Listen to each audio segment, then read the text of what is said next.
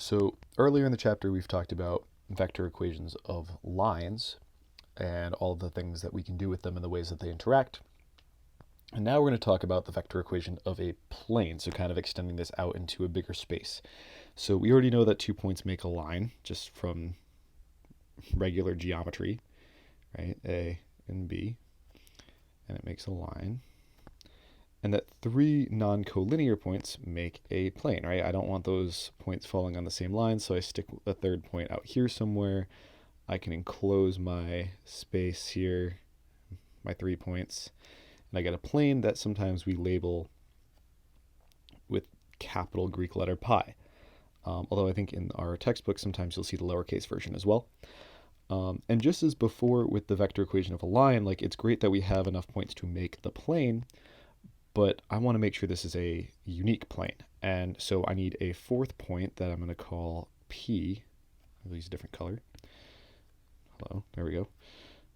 Call P, just to make sure that things are oriented properly. Just as before, I had 2 points to make a direction vector with my line, and then a third point to kind of orient my line and make sure it was kind of sitting where I wanted it to sit.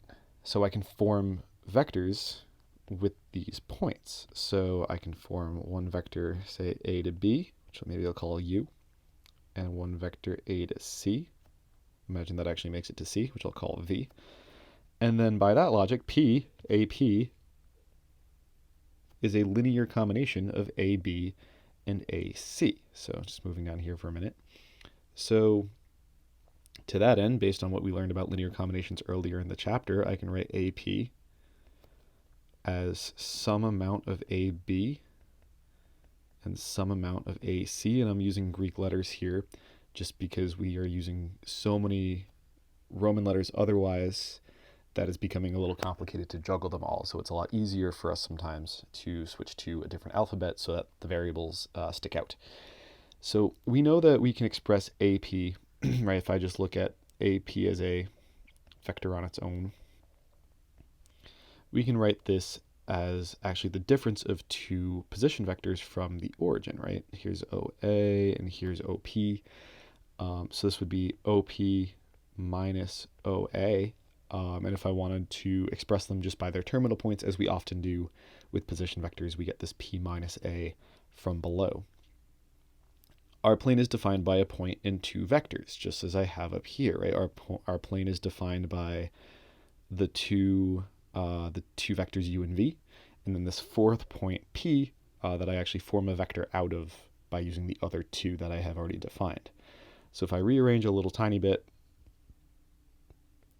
right, we get P equals A plus lambda U plus mu V.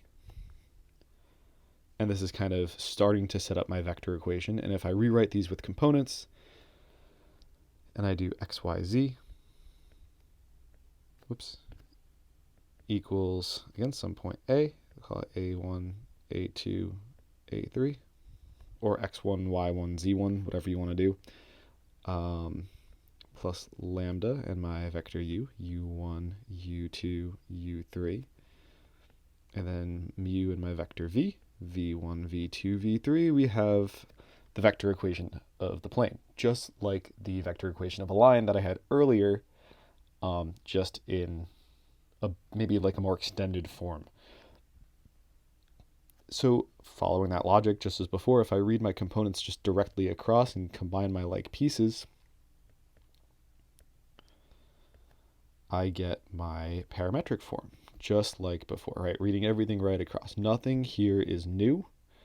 I just have a couple extra pieces, which kind of, as a lot of you guys know, is my philosophy with math, is that a lot of math is just redoing the same thing we already know how to do, just with extra steps, which is kind of what we're doing here. Now, there's no clean, concise way to write Cartesian form as there was with a line, because the elimination gets a little bit messy, but by just using some good old systems of equations and eliminating lambda and mu, I get my Cartesian form, and ultimately I want my Cartesian form of a plane to look like this.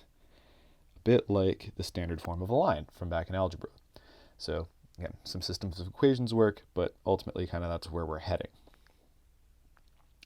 So if we look at this example, I have 3 points. I want to find all 3 forms of the line. Again, just some practice going through all 3 forms. So I know if I'm starting with my vector equation,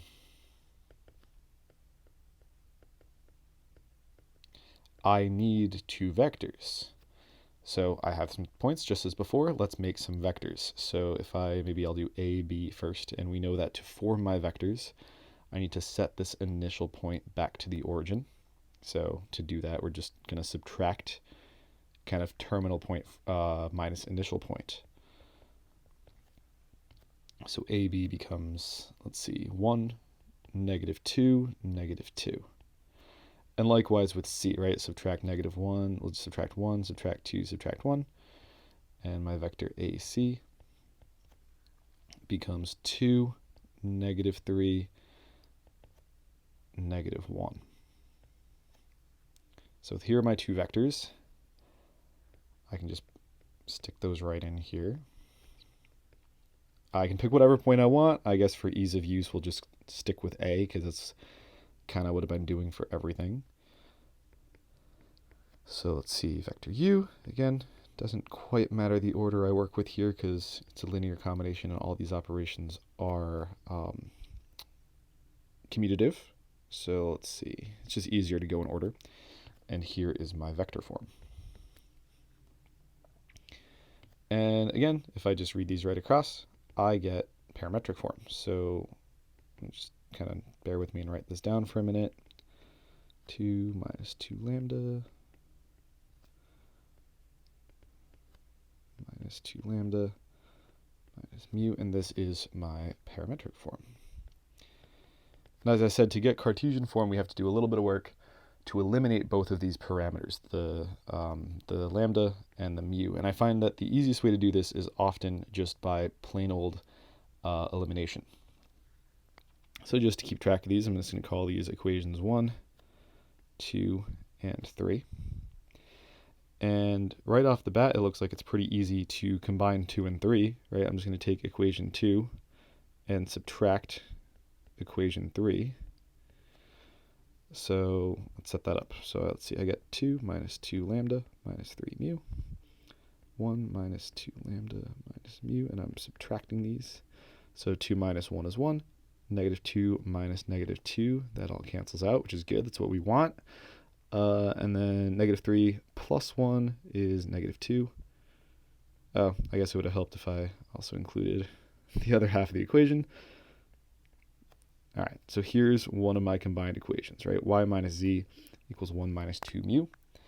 Well, I need to kind of seek to eliminate the same parameter with another pair of equations. So let's see, if I double equation 1 and then just simply combine this with equation 2, I get, let's see, double equation 1. So 2x equals 2 plus 2 lambda plus 4 mu. And then y equals 2 minus 2 lambda minus 3 mu. So let's see, we get 2x plus y equals 4 plus mu. Great. One more to eliminate, so it's just kind of carrying things over here. Y minus z, 1 minus 2 mu. And again, just by elimination, I think it's easy enough just to double this top equation. So let's see, we get 4x plus 2y equals 8 plus 2 mu. And when it's all said and done, my Cartesian equation looks like it's going to be 4x plus 3y minus z equals 9.